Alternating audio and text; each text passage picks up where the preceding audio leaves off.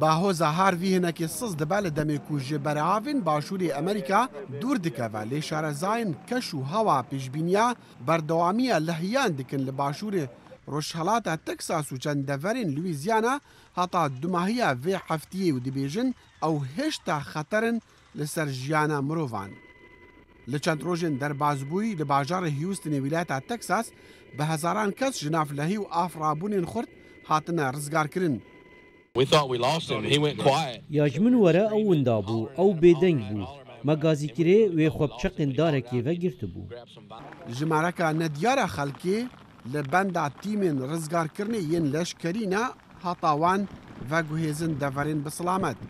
Ajans û rêxistiyên xwecihî, wîlayetê û federalî hewl didin malên demî û hewangehan xwarin û vexwarinê ji qurbaniyên lehî û bahozê re dabîn bikin û xelkê derbederbûyî bi cih bikin.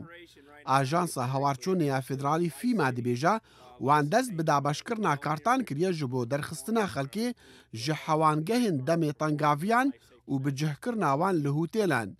Şaredarê Houston pesna alîkariyên hikûmeta federalî da û rijdî li karbidest û dezgehên dî kir heta derdê qurbaniyên bahozê bêxine pêşiya xem û karên xwe.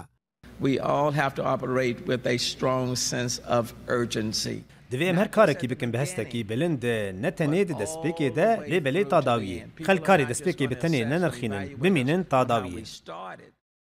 Hinek ji xelkê Houston vedgerna rendekên ku rêkên wan vebûyne ve heta bizanin ka bahoza Harvey çend ziyan gihandiye malên wan.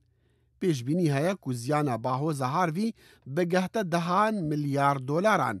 Heta niha sih kes di bahozê de mirin ew kar bi dest ditirsin jimare bilindtir be.